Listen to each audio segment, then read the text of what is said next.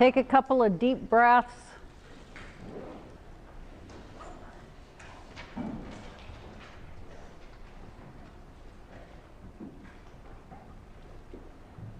So what we talked about last week was starting the heart tools. And that's notice, refocus, and nurture. Noticing is just noticing what's kind of present for you, whether it's a trigger or not. It could be a trigger. If you get really triggered during the day, just noticing when that comes up and not letting it consume you, but also not suppressing it, just noticing from a disengaged point of view. Because again, that stops your regular spiral.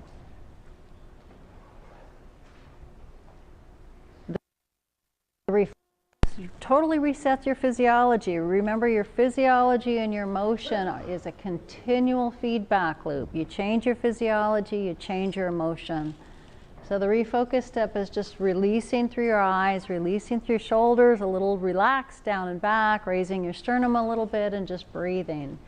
Resets everything that's going on in your reactive state. And then the nurture is to automatically, or not automatically, intentionally create a different state of being.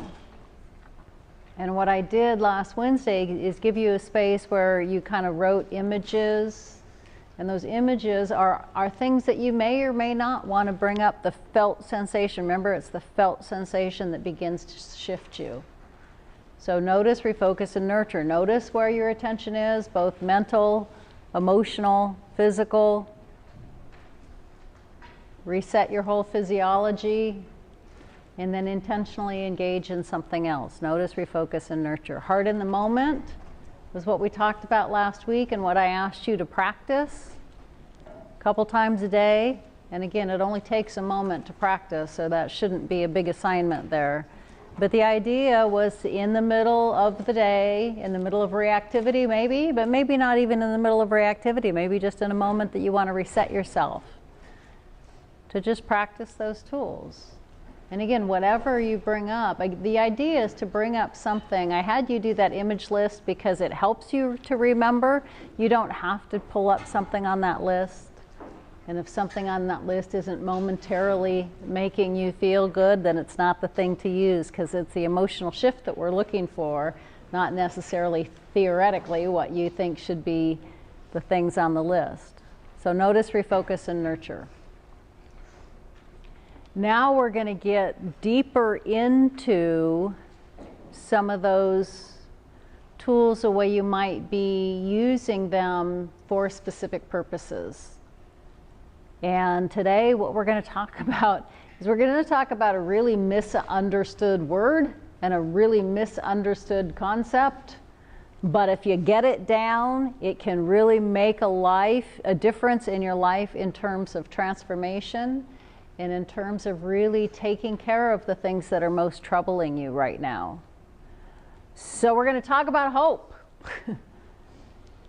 And see, the problem is with the word hope is most people hear hope and they think wishful thinking. And wishful thinking doesn't work. Or they think of hope as some pie in the sky thing that I could, wish for, but it's really not what I'm experiencing right now, so why even try? And it just really becomes a more disdained concept than anything else. And the truth is, if you really understand what hope is, and you really pay attention to what's required for true hope, huge shifts take place in you overall, but also in the things that you're most hoping to get out of. Because what happens most of the time when we're struggling with an issue, what do? We only focus on the issue. And we focus and focus and focus, and guess what? Energy goes where attention flows. If all your attention is on the problem, that's completely where your energy is going to be focused. And it's never going to be focused on how to get out of that problem. So I'm going to have you write various things today. So you're going to do a lot of different writing, but again, it's going to be directed writing. And this is all about how do you engage authentic hope. A couple things that are absolutely necessary for true hope. Number one, to understand it's not just wishful thinking, that you have some sense of personal agency. Anybody know what agency means? Agency means your capability to do something. So a lot of times when we're immersed in a problem or an issue, we think we have no capacity to get ourselves out of it. And agency is just a shift in being able to recognize, number one, that you have a lot more capacity to get yourself out of some of the problems that you're having. And number two, that a lot of times just recognizing your agency in little areas helps you cultivate it in bigger areas. We also have something called pathways, which is the belief that there are ways to get there. So in other words, if I'm only focusing on a problem, most of the time I don't even have an idea of what it would look like if it were working. I mean, this is really true. Most of the time, all we can do is focus on whatever's going on wrong. We have no idea what that situation would really look like if it were working. And so being able to have some clarity on what it would look like if it were working helps the pathways emerge. Sometimes it helps you see the pathways. Sometimes with just clarity about what it would look like if it were working, then when things begin to unfold, you begin to see the pathways. They might not be immediately apparent. But that's because, again, you're training your brain. When you train your brain to see clarity in what it would look like if it were working, then the part of your brain, remember the part of your brain that's beyond your awareness is only programmed to what it knows, but you can program it to look for the things that are going to help you get to the space of what it would look like if it were working. And then the third piece, so it's agency, pathways, and then the third piece, and in the pathways is clarity. The third piece is being able to really see a vision of yourself beyond the struggle. Because most of the time we don't. We don't really know what it would look like. And you don't have to know immediately, but what I'm going to do is try to push you into that today. Because by taking some time and really forcing yourself into look, wow, what would this look like if it were working? What would I look like if I were more beyond this, handling it better, or I was in a place where it was working out?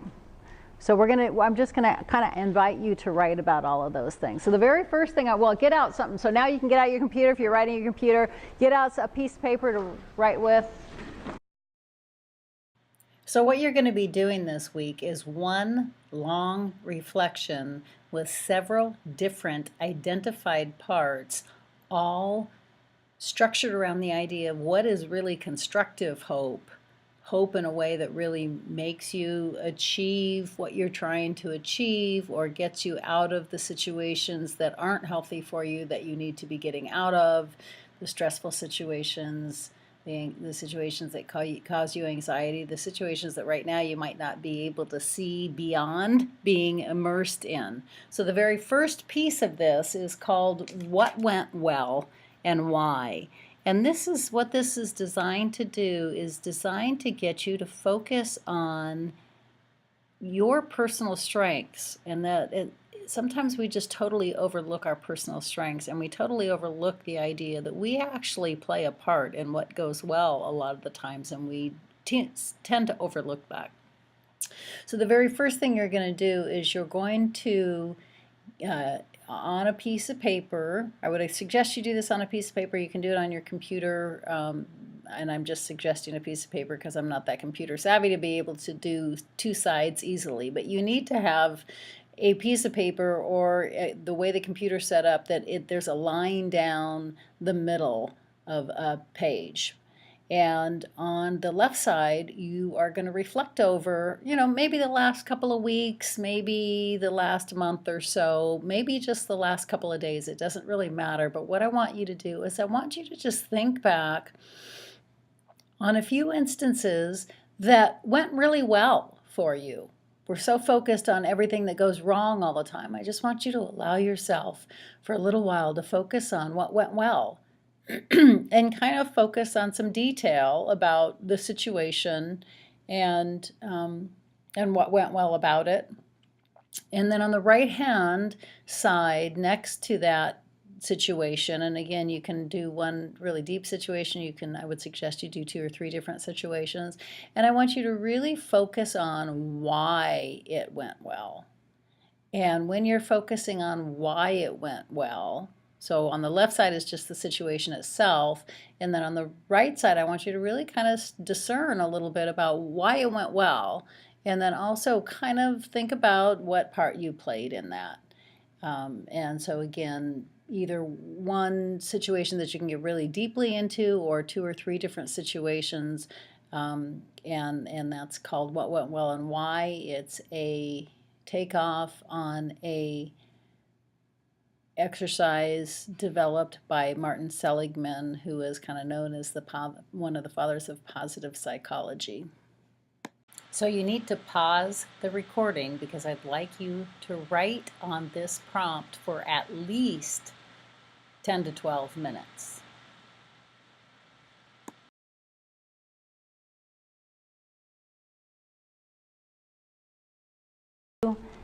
What I'd like you to do is go back and kind of look over the part where you wrote the what went well and why, the why part.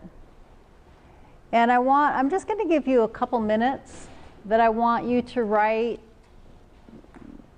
couple paragraphs on what personal strengths that you have that played out into why it went well. So again, you're just kind of now generalizing a little bit more into what are your personal strengths that played a part in that situation.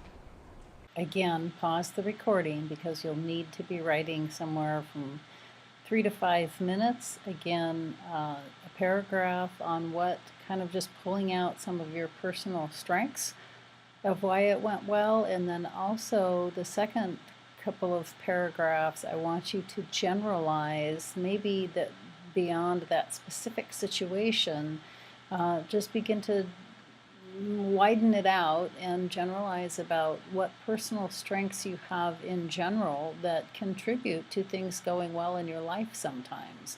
Often we don't give ourselves a chance to focus on our personal strengths. And so this piece is to just really write a few paragraphs. Again, the first couple paragraphs about that specific situation, and then another couple paragraphs about generalizing what are some of your personal strengths. That is your agency.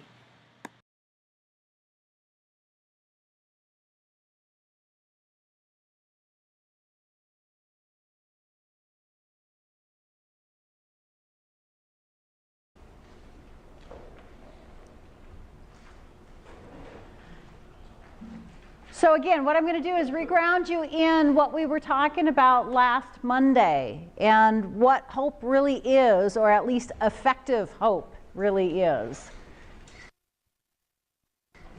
Good as wishful thinking, or I have this kind of pie in the sky hope that's never really going to happen, and so it's not a very effective practice. And it just feels like a pipe dream more than anything else.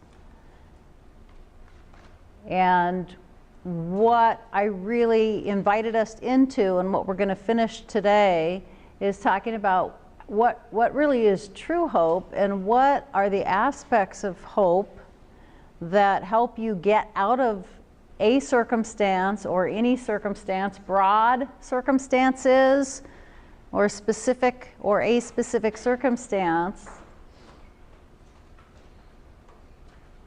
that leads you to a higher sense of well-being, or a more resilient state, or a state where you're not so consumed with your anxiety and stress, or all the things that this class is supposed to be designed to give you. And what I said and what we started working on are the things that need to be in place for hope to be really effective. The things that need to be in place for hope to be really effective are a couple things. Number one, it's not just wishful thinking when you're still so focused on your problem that you just have this wishful thinking that this being out of that problem is never going to happen. That's not what it is. What is required for true hope to be effective are also things that you can cultivate. One is what they call agencies and pathways, although those are kind of two things, but that's one component. Agencies and pathways are the idea, agency is the idea that you have a lot more control over what goes on in your life than you think you do.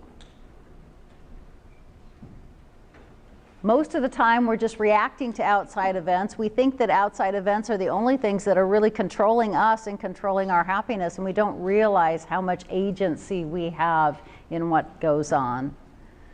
So effective hope, and again, hope meaning that you have a vision beyond what's going on, either a circumstance or a set of circumstances, is that you have some belief in your own agency, your own ability or your own belief that you have a lot more to do with what's going on in your life than you thought you did. The second part of that is pathways, that things begin to emerge. Once you have a vision beyond, it's kind of like the path begins to appear. If you just sit there and struggle and try to figure out the path, most of the time you can't figure it out. But once you have a goal, it's like plugging into a GPS system. You got to plug in that where you want to end up, and then the map starts to appear. And so the second piece of that was contrast. We did agencies and pathways, what went well and why. We didn't call it agencies and pathways, we called it what went well and why. I asked you to reflect back over on the things that happened in the last couple of weeks and why they went well, and focus on what you had to do with them going well. Some of you realized, wow, I kind of do have some personal strengths that play out. That sometimes, I mean, it's unfortunately human nature in our culture to downplay our strengths. It's the hardest thing in the world for students to honestly write about their strengths. For most people, not for everybody. On the other hand, some people get really overestimating about their strengths, but that's not usually what the problem is. Usually the problem is we're not willing to really look at what strengths we have. So I asked you we did the what went well and why. What went well, what was your role in it? So that starts to develop a feeling of agency. And then we did an activity called contrast versus clarity. Because the biggest problem when we have issues, again, specific circumstances or general circumstances that aren't working well for us, are because we're so focused on that, we have no idea what it would really look like if it were working. No idea. We can tell you exactly everything that's wrong with it, but if I said, you know, and I use the kind of look like in quotation marks, what would it look like if it were working?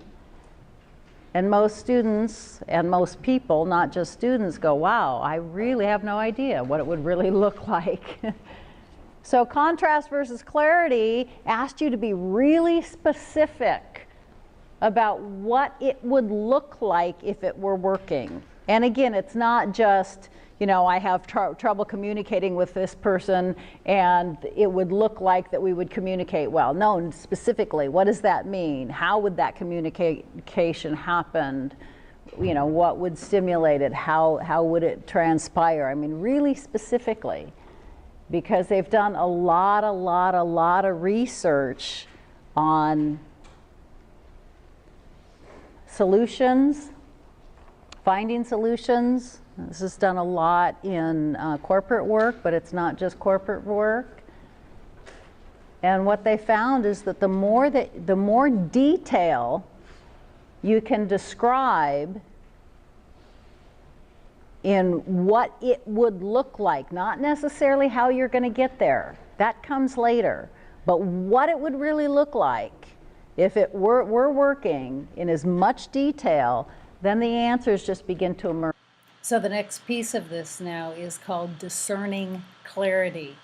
And what this exercise is about is really trying to find out, again, so many times when we're immersed in a troubling situation or kind of a series of events or a kind of an issue that is troubling us or causing us stress or causing us anxiety, again, so much of our focus on that is that we don't even really know what it would look like if it were working. And so what this exercise does is, again, asks you to draw another line down the middle of the paper. And now you're going to focus on a specific problem or a specific issue, or maybe 2 or 3 different specific problems or issues. And on the left side, you're going to a very detailed description on the things that aren't working. So in other words, I want you, instead of saying we don't communicate well, I want you to really specifically detail what it looks like when you're not communicating well, or I'm not keeping up with my homework, and I want you to really specifically detail what it is, what are the specifics and the reason why you're not. And so the more detail you can give to the problem, the better. And then on the right side, I want you to, again, in very, very, very distinct detail, write what it would look like if it were working. So again, going back to that communication example, it's not we don't communicate well, we would communicate well. I want you to really specifically detail what that communication would look like if it were working. What would be the dynamics? What would be the practices? How would that, So the more detail that you can give to the vision, and again, you don't need to figure it out. Right now, we call the means whereby is figuring it out. You don't need to figure it out now. Right now, what you need to do is you need to just focus on an image of what it really would look like with the detail if it were working. So again, you're going to do this exercise and and give yourself, again, about 10 minutes. So again, you're gonna need to pause the computer or pause the recording for about 10 minutes while you write on the discerning clarity exercise, following the instructions on the slide.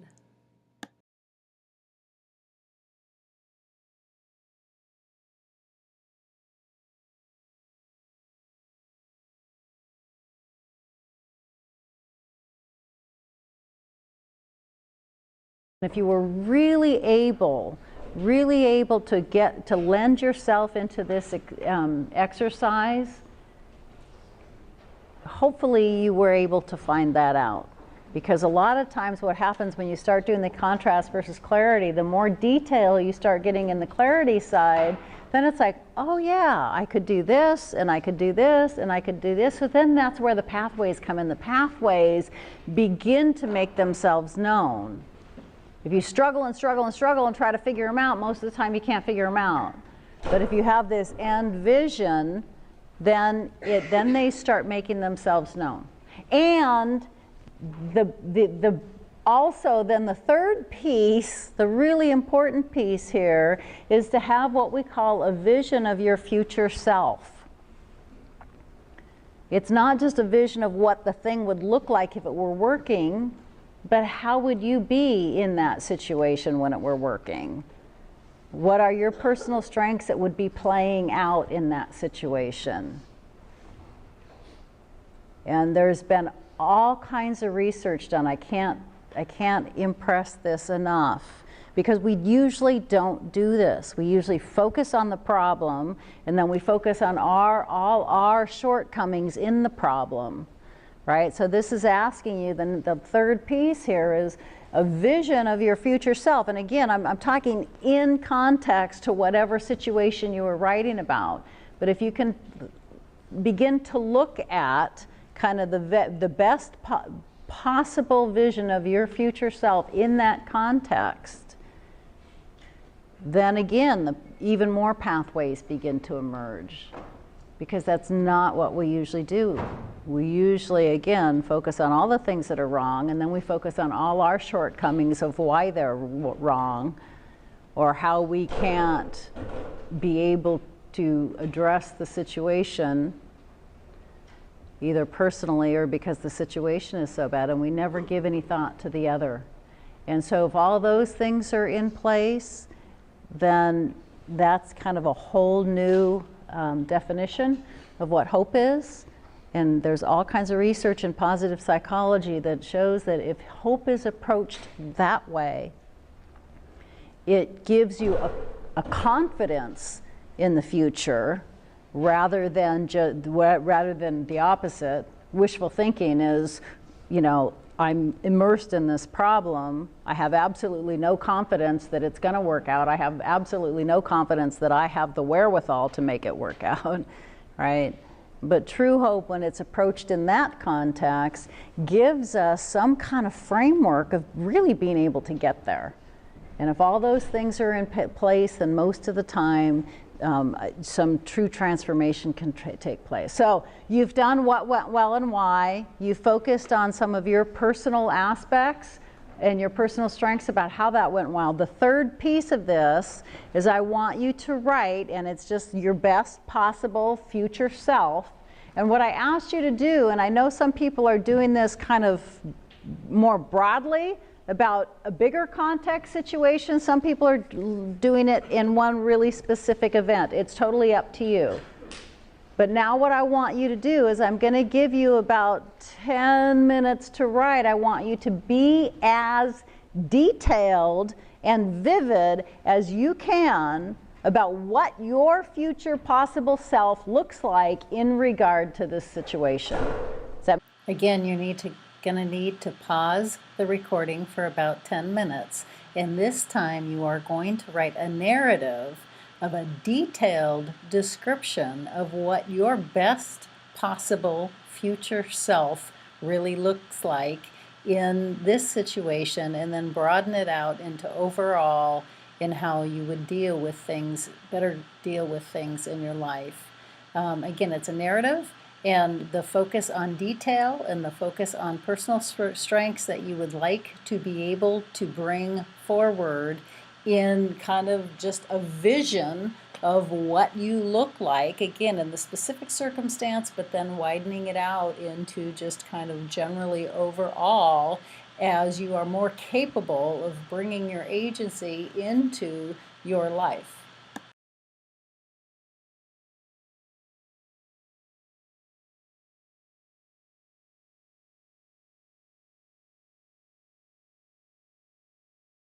Again, that you have all three pieces to this. I know that we kind of broke it down because we started it last Monday, but this will be your assignment that will be posted this next coming weekend, not the one that's posted right now, but the one that's posted next coming weekend. And you're going to have three pieces. It's going to be one long reflection, but you're going to have three pieces, being the what went well and why, including looking at some of your personal strengths. And then the clarity exercise, where I had you write the problem on one side and what it would look like if it were working on the other side. And then the third piece is identifying your best possible future self within the context of that specific situation. Okay, so three pieces, they need to be clearly labeled.